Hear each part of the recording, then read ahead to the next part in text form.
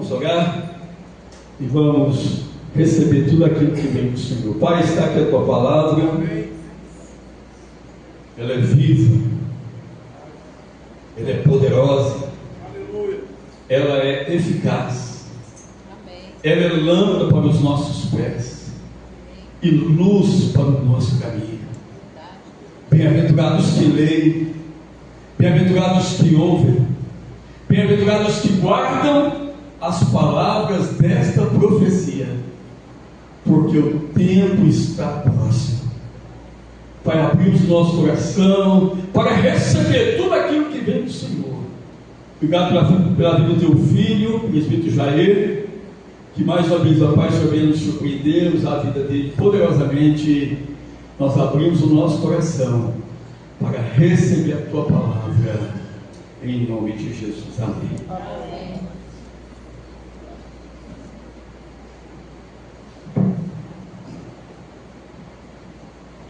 Pode ser, igreja? Amém. Amém? Amém. Essas introduções assim não é bom, não. Cria uma expectativa tão grande, né? Misericórdia. Se tivesse deixado lá embaixo, qualquer coisa já estava bom, né? Agora, perdoou para mim aí o negócio, né? Mas Deus é bom, amém, querido? Amém. Amém. Deus é bom. Deus está no controle de todas as coisas da nossa vida. Todos os dias, todos os momentos, Deus está no controle de tudo. Glória a Deus. E o Senhor não nos deixará órfãos, sozinhos, vazios, abandonados. Ele está conosco em todos os dias. Amém? Amém. Muito obrigado, pastor Márcio, pela oportunidade. Eu quero convidar os amados irmãos, desde já, a abrir a Bíblia Sagrada, o livro santo, o rolo, onde contém as profecias do Senhor, dadas pelos seus santos profetas, enviadas por Deus, e deixadas para nós acompanharmos, observarmos, e termos a oportunidade de seguir os conselhos do Senhor.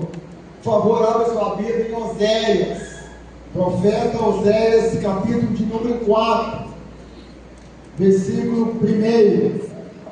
Oséias, capítulo 4, verso de número 1, ou number 1, fica à vontade.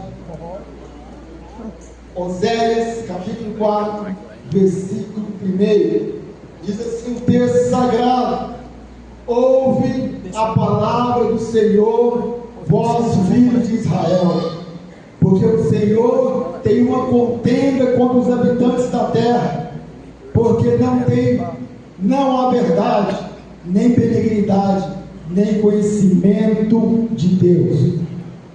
Só prevalece o perjurar, o mentir, o matar, o furtar e o adulterar. Violência, um ato sanguinário, segue imediatamente a outro. Por isso, a terra se levantará, e qualquer que morar nela desfalecerá, como os animais do campo e com as aves do céu. E até os peixes do mar serão tirados. Todavia, ninguém contenda, ninguém repreende, porque o teu povo é como os que contendem com o sacerdote. Por isso, tropeçará de dia, e o profeta contigo tropeçará de noite. E destruirei a tua mãe. Verso 6. O meu povo foi destruído, porque lhe faltou conhecimento. Porque tu rejeitaste o conhecimento, também eu te rejeitei, para que não sejas sacerdote diante de mim. E visto que te esqueceste da lei do teu Deus, também eu me esquecerei de teus filhos. Palavra do Senhor. Amém.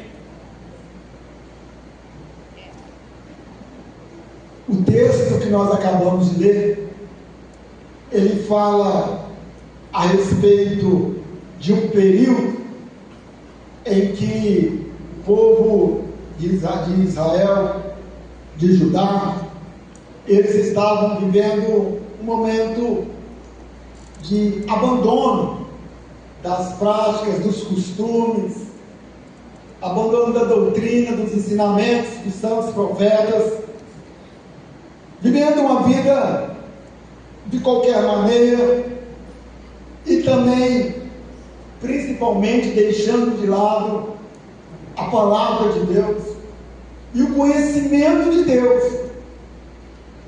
Pouco estavam importando os ensinamentos de Moisés, os ensinamentos dos profetas. Eles não tinham compromisso com a verdade. Vivia da forma que lhe apraz ou aprazia, a forma que eles sentiam melhor, e isso estava chateando o coração de Deus. E eles então receberam essa palavra através do sacerdote, através do profeta Oséias, que trouxe esse recado e falou para eles, no finalzinho nós lemos, que a terra, ela iria gemer por causa do pecado daquelas pessoas, do desprezo que aquelas pessoas estavam tendo com Deus. E ele narra e ele cita algumas consequências daquela falta de interesse que eles tinham na verdade e de compromisso com Deus, do que poderia acontecer naquele momento com eles, com as suas vizinhanças ali onde eles estavam. Ele diz que a terra iria gemer, ia ter dificuldades na própria terra. Ele fala também que os animais do campo iriam sofrer, e até os peixes do mar também se acabariam. Ele então começa a dizer que por causa disso que ele está dizendo, ele também conta, nós lemos aí, que só prevalece a mentira, o perjurar e os crimes. Era crime atrás de crime, um crime hoje, outro crime, mais um crime, mais um crime, e não havia quem se procurasse o bem, somente pessoas procurando o mal, o perjurar, e até os sacerdotes estavam corrompidos naquele momento. E ele fala assim no verso 5, o profeta deixa essa palavra no verso 6, melhor dizendo, ele disse: o meu povo foi destruído, porque lhes faltou conhecimento. O meu povo foi destruído, porque lhes faltou conhecimento. Ora, nós podemos observar algumas vezes que sempre quando acontece alguma situação, nós precisamos de entender por que aconteceu isso. Por que aconteceu esse fenômeno? Por que aconteceu esse acidente? Vem os investigadores, o pessoal da aeronáutica, vem o pessoal dos militares para poder investigar, para encontrar a causa daquilo que aconteceu, porque as estatísticas dizem que é muito difícil acontecer, mas aconteceu, então vamos estudar para entender por que aconteceu. Mas Deus já dá logo a letra para ele. Olha, vocês estão sofrendo por causa da falta de conhecimento. Ou seja, ele diz, não precisa nem contender, não precisa nem ficar debatendo. E ele diz o seguinte: o meu povo sofre porque lhe faltou conhecimento de Deus. Amém? Então, antes que eles ficassem ali filosofando, ele disse: não contenda, já deu logo a letra, vocês estão sofrendo porque lhe está lhes faltando o conhecimento. E o conhecimento que ele estava falando, naturalmente, era o conhecimento de Deus, que eles rejeitaram a palavra do Senhor, rejeitaram a lei do Senhor. Ele diz que eles esqueceram a lei do teu Deus, eles esqueceram dos princípios do Senhor, e por isso ficaram vivendo de qualquer forma. Então essa era a consequência do sofrimento daquelas pessoas. Então o recado foi dado e eles então receberam a informação do que poderia, do que estava e de como as coisas estavam acontecendo e quais eram as causas e quais seriam as respostas, os acontecimentos. Pois bem, muito tempo se passou, os profetas morreram, 400 anos sem profetas. Cristo, Jesus, chega até Nazaré. Cristo Jesus nasce em Belém, na Palestina, vai para o Egito, volta, e Cristo Jesus cresce pelas ruas, andando para Betânia, para Jerusalém, para Nazaré, Cafarnaum e aquela redondeza, e começa a pregar o Evangelho, e começa a dizer a respeito das coisas lá do alto, as coisas lá de cima. E ele então, certa vez, conversando com um grupo de religiosos, os religiosos dizendo para ele algumas coisas, e ele então disse o seguinte, lá em João 8,32, vocês querem saber de uma coisa? Jesus disse para eles, e conhecereis a verdade, e a verdade vos libertará. E conhecereis a verdade, e a verdade vos libertará. Eles disseram, mas nós não somos escravos, nós somos filhos de Abraão, nunca fomos escravos. E Jesus diz, conhecereis a verdade. A questão é que até aquele momento, eles ainda não tinham conhecido a verdade. Oséias já tinha chamado a atenção deles. Passaram-se centenas de anos, e Jesus diz para eles, conhecereis a verdade. Meu irmão, conhecimento de Deus não tem como você conhecer se você não for através da verdade. A verdade é a única forma de nós nos libertarmos deste mundo, das coisas que permeiam este mundo, a vida humana, que governa as nações, que conduz todo esse mundo que está em nossa volta. Somente aqueles que conhecem a verdade encontraram conhecimento verdadeiro. Esses sim encontraram conhecimento verdadeiro. E eles então podem ser aqueles para quem Jesus então trouxe essa palavra. E eles receberam. Se você, como eu, como alguns de nós, como todos nós receberam, nós estamos libertos do mal. Mas nós somos libertos pelo conhecimento da verdade, porque a verdade nos libertou. Muitos de nós não fomos escravizados. Nós não estivemos no tronco, nós não estivemos ali guardados, ali encarcerados, escravizados. Mas Jesus está falando da escravidão espiritual, que aqueles homens não estavam compreendendo, que o conhecimento de Deus é a única coisa que pode fazer o homem ser livre. Livre. A Bíblia diz que todo aquele que é vencido torna-se escravo do vencedor. Se eu sou vencido pelo vício, eu sou escravo do vício. Se eu sou vencido pela mentira, eu sou escravo da mentira. Se eu sou vencido pelo pecado, se eu sou vencido pela traição, eu sou escravo da traição. Mas a palavra de Deus está dizendo que conhecereis a verdade, e a verdade vos libertará. É o conhecimento de Deus que pode libertar de todo o mal.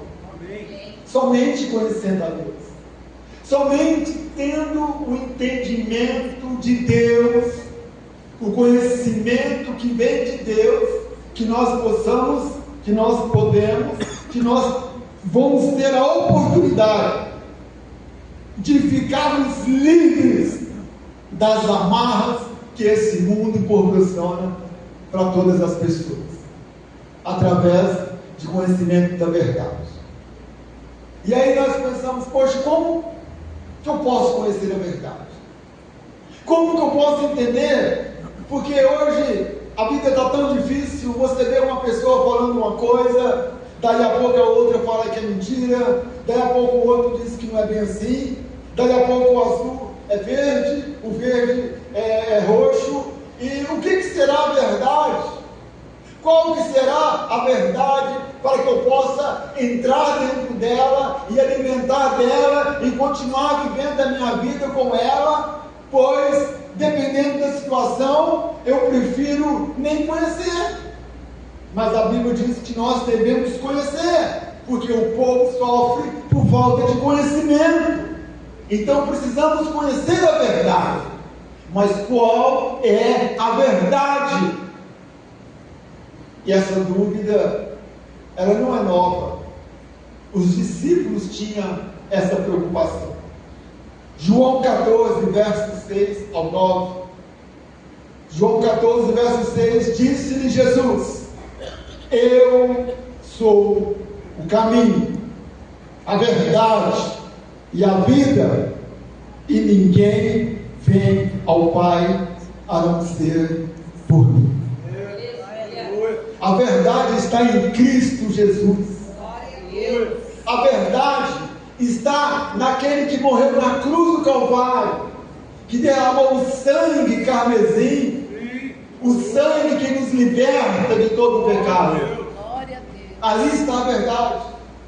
Para que eu possa conhecer a Deus, eu preciso de conhecer Jesus de todo o meu coração, ir até Jesus para que eu possa entender o que fazer da minha vida. Um homem perdido, uma mulher perdida, ela só vai encontrar um caminho para endireitar se ela se encontrar com Cristo Jesus. O homem só tem condição de ajudar a endireitar a sua vida se ele se encontrar com Cristo Jesus, porque Cristo é o caminho.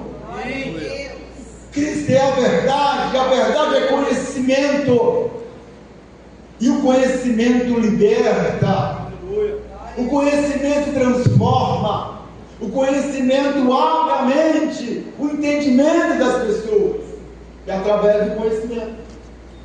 A pessoa que não tem conhecimento, ela vive da opinião das outras pessoas, da opinião do próximo, do vizinho, do companheiro de serviço. Ela fica sendo bombardeada pelas redes sociais. Uma pessoa diz uma coisa, ela diz outra, o outro xinga, ela xinga também, mas ela não tem conhecimento, porque alguém disse, alguém lhes disse, mas a palavra de Deus disse que Jesus é o caminho, a verdade e a vida. Amém. E não tem outra opinião melhor do que a opinião de Cristo Jesus. Portanto, se eu estou ligado com Cristo, eu estou agarrado na verdade. Se eu estou ligado com Cristo, o conhecimento está dentro de mim, porque Ele é o conhecimento. E Ele pode então me levar por caminhos verdejantes, por lugares tranquilos. Eu não vou andar em lugares turbulentos por falta de conhecimento, porque eu não dependo mais do meu conhecimento, mas dependo do conhecimento de Deus. E eu então vou começar a caminhar segundo os caminhos do Senhor, porque Ele está a verdade, nele está o caminho, é em Cristo Jesus. Amém. Glória a Deus. Todo conhecimento que eu possa adquirir neste mundo, ele é importante sim, para dar condições de comprar uma boa casa, que é bom também, um bom carro, que é bom também, que eu possa ter condição de ter uma boa roupa, comer bem, almoçar bem, fazer viagens, bom também. mas a verdade somente está em Cristo Jesus. Ele é a verdade. Os discípulos observaram e continuaram a conversa. Verso de número 7, 14, João 14, verso 7. Ele diz: se vós me conheceis, olha o conhecimento, a mim, também conhecereis a meu Pai. E já desde agora conheceis e o tendes visto. Por que o povo sofria lá em Oséias?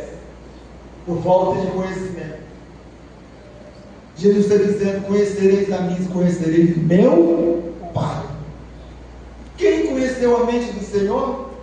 Ninguém. Quem conheceu a mente do Altíssimo? Ninguém. Eu vou tentar entender o que Deus está pensando. A Bíblia diz que os meus pensamentos, eles são infinitamente menor do que os pensamentos de Deus. Então, o que eu vou ficar tentando descobrir o que Deus está pensando? É melhor eu olhar para Cristo Jesus, observar a palavra de Cristo Jesus e fazer aquilo que Cristo Jesus me ordena fazer: amar o próximo como a ti mesmo. Então eu vou estar adquirindo conhecimento de Deus através de Cristo Jesus. É em Jesus que nós adquirimos conhecimento, a verdade e a vida. É em Jesus. É deste conhecimento que ele está falando. Ou você acha que aqueles homens que estavam, os escribas, os fariseus, os religiosos, aqueles sacerdotes, não tinham conhecimento? Ah, tinha. E muito. Colocava nós tudo debaixo do braço. Mas ele estava falando isso? Não. Não era disso que ele estava falando, não. Ele estava falando do conhecimento de Deus, dos propósitos do Senhor. Quantas vezes você quer resolver as coisas segundo os seus conhecimentos, a sua maneira de pensar, a sua maneira de enxergar?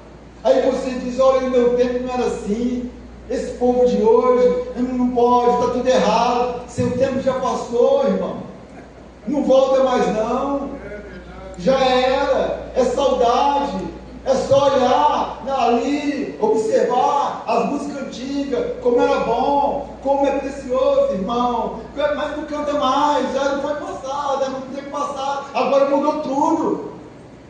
Ah, mas eu gostava quando era assim. É bom, mas não volta mais.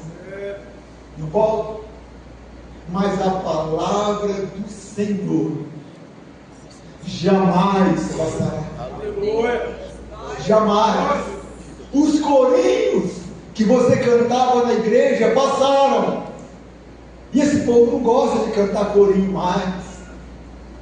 As músicas que você cantava na igreja, que arrepiava, passou. Mas essa turma de jovem não canta mais. Esse povo não gosta mais daquelas músicas que a gente ia para casa e ficava cantando a semana inteira. Eles não cantam mais.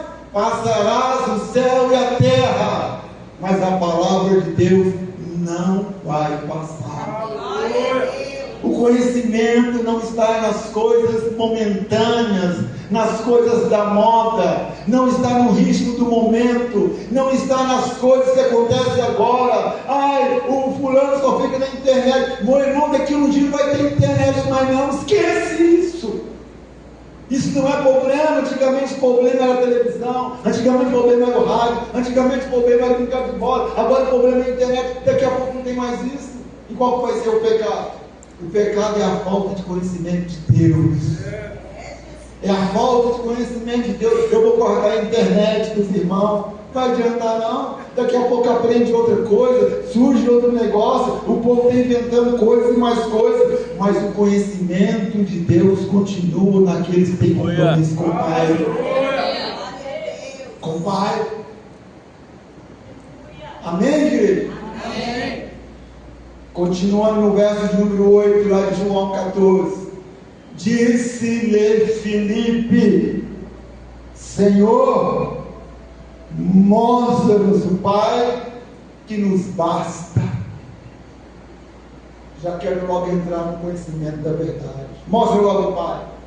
Verso 9, disse Jesus: estou há tanto tempo convosco, e não me tendes conhecido, Filipe. Quem vê a mim, vê o Pai. E como diz tu, mostra-nos o Pai. Se você tem Jesus no seu coração, se você tem Cristo Jesus no seu coração, você é amado de Deus. Aleluia. Se você tem os princípios de Jesus, andar como Jesus andou, falar como Jesus falou, caminhar como Jesus caminhou, se você faz essas coisas, mesmo sem conhecimento teológico, se você faz tudo isso, anda como Jesus, fala como Jesus, conversa como Jesus, ama como Jesus, você é amado de Deus. Deus te conhece, e você conhece a Deus, porque quem conhece a Jesus, conhece a Deus. Ele disse para Filipe: você me conhece há quanto tempo? E ainda pergunta quem é Deus. Meu irmão, nós podemos adquirir conhecimento, e esse conhecimento está em Cristo Jesus. Amém. Ele é o autor de todas as coisas. Todas as coisas que existem no mundo foi feito por Ele, por intermédio dEle, e para Ele são todas as coisas. Todas as coisas. As universidades, as farmacêuticas, as florestas, a indústria, a mineração, o petróleo, meu Deus, o petróleo. Tudo foi feito para Ele, por Ele. O mar, os peixes, o vento, a tempestade, todas as coisas obedecem a Ele, porque tudo é para Ele. Aleluia. Tudo. Fica com medo do petróleo, não, também é dele. Todas as coisas, até a tempestade pertence a Ele. Ele pode dizer: calma-te. Quem é este que até o vento e o mar obedece? Tudo é para Ele. Então Ele diz o seguinte: quem vê a mim, vê o Pai. Como é que tu diz: mostra-me o Pai? Mas o conhecimento é importante na vida do crente, porque o crente em Jesus precisa conhecer aonde ele está pisando, precisa conhecer aonde ele está pisando. Ele precisa saber entrar e precisa saber sair. Amém? Amém. Entrar, muito bom. Sair também é bom também. Irmão, tem coisa que você precisa aprender na vida. Você precisa de saber aonde você está entrando. E isso é através do conhecimento. Tem pessoas que não querem a sua presença. Meu irmão, não insista. Como diz o poeta, eu só vou gostar de quem gosta de mim. A pessoa não quer que você vá lá, você vai fazer o quê? Mas se alguém disser: fulano, que saudade que eu estou de você, vai lá visitar ela. Se alguém disser: olha, gosto muito de você, vai lá. Se alguém disser alguma coisa próxima, mas se a pessoa não quer, não fique insistindo, não. Você tem que ter conhecimento para entrar e conhecimento para sair, porque é melhor do que criar confusão na sua vida. Você não deve desprezar ninguém, mas você não deve forçar nenhum tipo de situação para a sua vida, de forma alguma. Voltando em Oséias, o recado foi dado, as pessoas entenderam. O profeta falou: está vendo aí? Está vendo? Por que ele está sofrendo?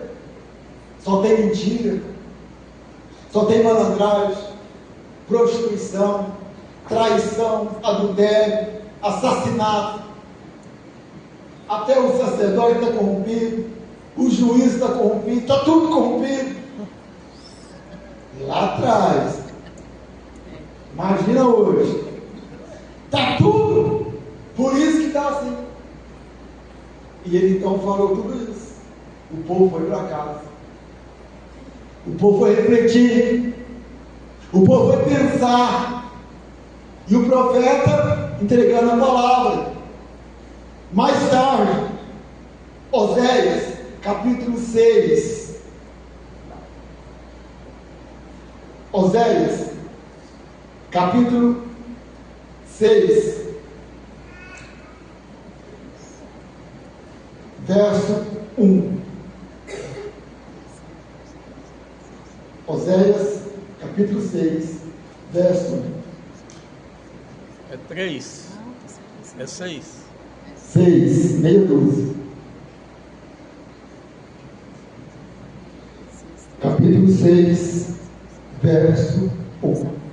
Ele diz: vinde, tornemos ao Senhor, porque Ele despedaçou e nos sarará.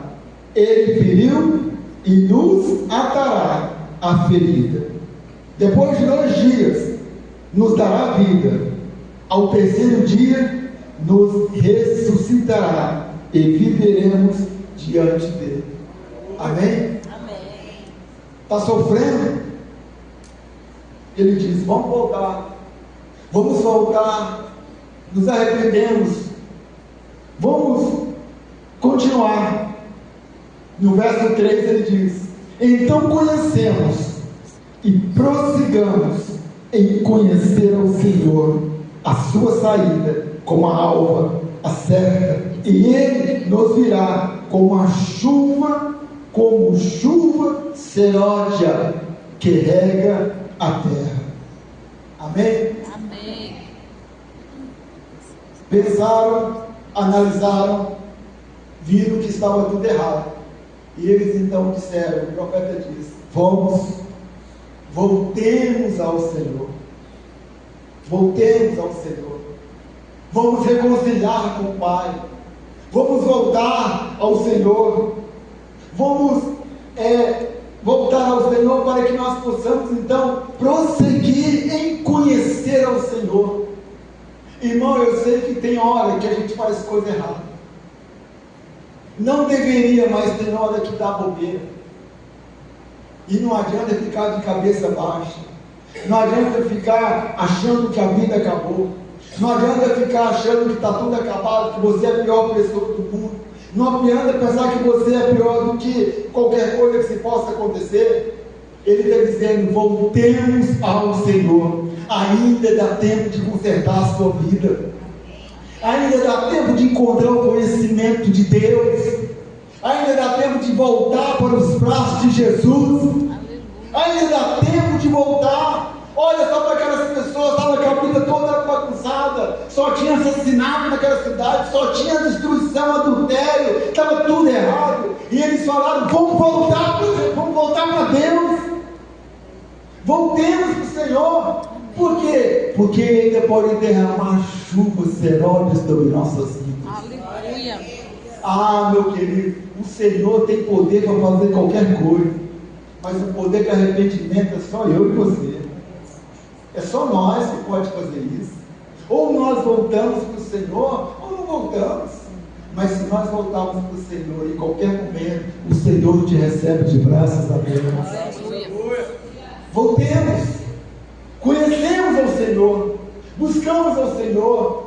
Ah, mas e agora? Está tudo acabado. Não tem problema. Ele pode derramar uma chuva sobre nossas vidas. Amém. Meu irmão, eu não sei em que ponto que está a sua vida, eu não sei em que ponto que está os seus negócios, a sua casa, que coisa que você arrumou, de que forma que chegou, que nível que chegou, mas de uma coisa eu tenho certeza: se você se voltar para Deus hoje, o Senhor derramará bênção de chuva na sua vida. O Senhor derramará uma chuva, bênção na sua vida. Não sei de que maneira que está, mas o Senhor fará isso, de uma chuva seródia.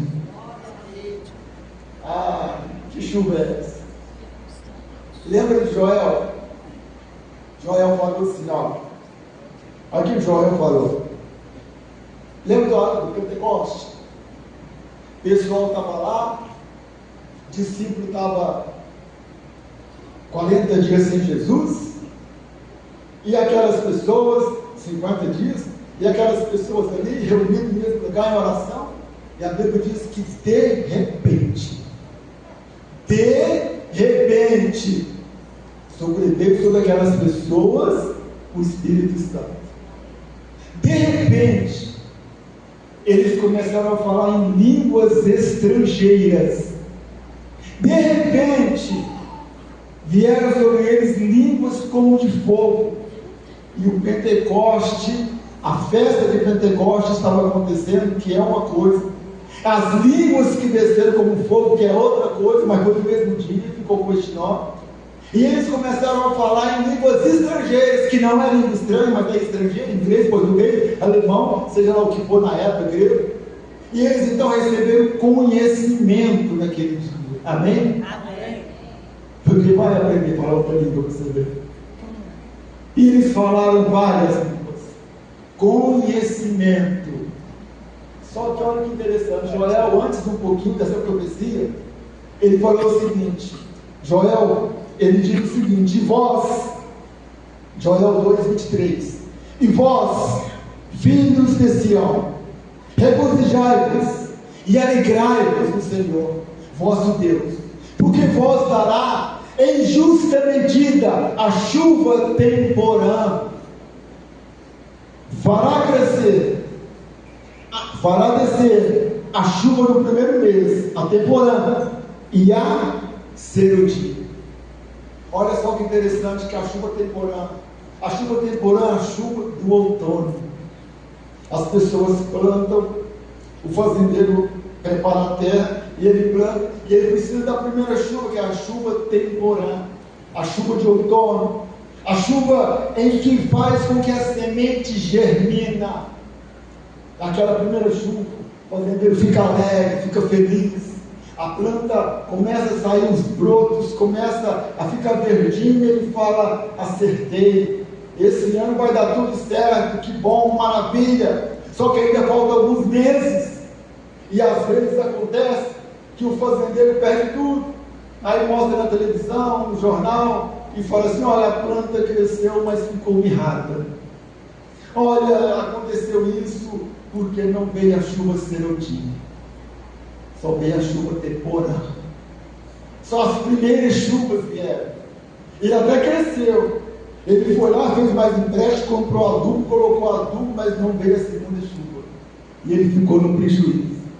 Às vezes o crente aceita Jesus, batiza nas águas, é dizimista, começa a caminhar com Jesus, canta no louvor, prega, faz um monte de coisa, mas as coisas não florescem, as coisas não caminham como deveriam caminhar, não consegue suportar pancada, não consegue suportar sofrimento, não consegue suportar dificuldade. Quando vem uma dificuldade, ele logo quer jogar a toalha, porque ele está na chuva temporã.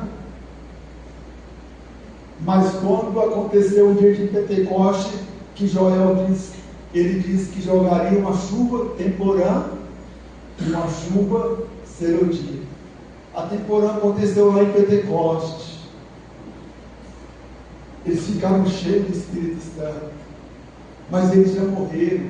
Eles pregaram para 1.000, para 3.000, para 5.000, mas Pedro já morreu, João já morreu, Paulo já morreu, todo mundo já morreu, mas nós estamos aqui vivos hoje, e nós somos aqueles que recebem a chuva serodia, para que nós possamos ter uma força, que essa chuva é a chuva da colheita, a chuva é o final, é a chuva da primavera, é aquela chuva que vem para amadurecer os frutos e finalizar e permitir a colheita, porque se ficar só na primeira chuva, não dá colheita. Então essa chuva, esse dia, é aquela que amadurece. O crente precisa amadurecer no conhecimento de Deus. Aleluia.